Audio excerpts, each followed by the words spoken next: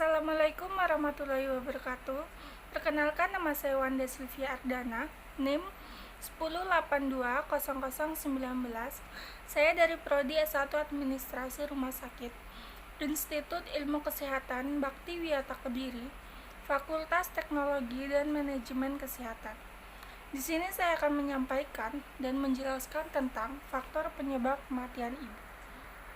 Faktor penyebab kematian ibu menurut WHO, kematian ibu didefinisikan sebagai kematian yang terjadi saat masa kehamilan atau dalam kurun waktu 42 hari setelah persalinan.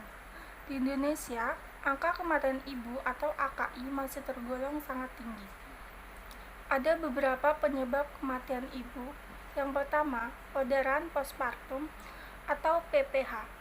Perdarahan postpartum atau perdarahan setelah persalinan adalah penyebab kematian ibu yang paling umum. Perdarahan setelah melahirkan ini biasanya dapat terjadi dalam kurun waktu sehari atau dalam hitungan minggu setelah persalinan. Perdarahan postpartum ditandai dengan keluarnya darah dari vagina secara terus-menerus. Bila dibiarkan, perdarahan setelah persalinan akan menyebabkan syok dan kegagalan fungsi organ. Perdarahan setelah melahirkan bisa disebabkan oleh beberapa hal, yaitu otot rahim yang tidak berkontraksi, luka jalan lahir, sisa jaringan plasenta yang tertinggal di dalam rahim, kelainan pada proses pembekuan darah, dan rahim pecah atau ruptur uteri. Untuk penyebab yang kedua ada preeklamsi dan eklamsi.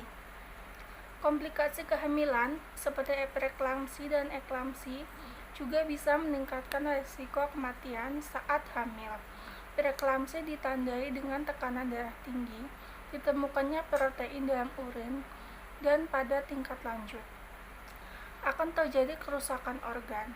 Ketika preeklamsi tidak mendapatkan penanganan yang tepat, akan terjadi eklamsi. Eklamsi merupakan preeklamsi yang disertai kejang. Kondisi ini berbahaya dan perlu segera ditangani. Resiko terjadinya preeklamsi lebih tinggi pada wanita yang baru pertama kali hamil. Hamil berusia di bawah 20 tahun atau di atas 40 tahun. Mengalami kelebihan berat badan, penyakit ginjal, atau diabetes, memiliki riwayat tekanan darah tinggi dalam keluarga, atau hamil bayi kembar. Untuk penyebab yang ketiga ada riwayat penyakit tertentu. Penyakit yang dialami sebelum dan selama hamil juga bisa meningkatkan resiko kematian ibu saat hamil. Apabila jika kondisi tersebut tidak dapat penanganan yang baik, penyakit yang dimaksud antara lain adalah penyakit ginjal, kanker, jantung, tuberkulosis, malaria, dan HIV/AIDS. Penyebab yang keempat ada sepsis atau infeksi. Sepsi yang terjadi saat hamil maupun setelah melahirkan dapat menyebabkan kematian ibu. Hal ini karena sepsi yang tidak ditangani dengan tepat akan berlanjut menjadi shock sepsis. Ketika mengalami shock sepsis, organ ginjal, hati, dan paru-paru bisa mengalami kerusakan dengan cepat. Untuk menurunkan resiko kematian ibu saat hamil, sebisa mungkin lakukan pemeriksaan dan kontrol kehamilan ke dokter secara rutin. Selain itu, terapkan pola hidup yang sehat baik sebelum hamil, selama hamil, maupun setelah melahirkan. Dan untuk ibu melahirkan secara sesar, resiko kematian itu bisa datang dari sepsis di bekas luka dari hasil operasi sesarnya. Sepsis sendiri bisa membahayakan nyawa karena bisa menimbulkan komplikasi pada tubuh akibat infeksi. Saat tubuh mengalami infeksi, maka tekanan darah bisa turun drastis, sehingga bisa membuat kerusakan pada banyak organ. Persalinan dengan operasi sesar adalah prosedur operasi bedah yang umum, namun terkadang rumit dan bisa menimbulkan risiko kesehatan bagi ibu dan bayi, serta dianggap sebagai operasi sesar gagal karena menimbulkan kematian.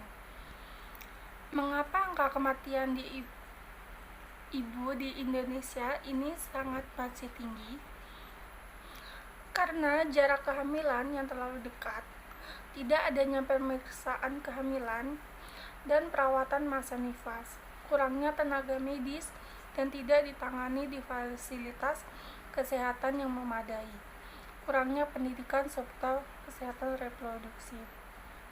Untuk yang terakhir, bagaimana cara menurunkan angka kematian ibu?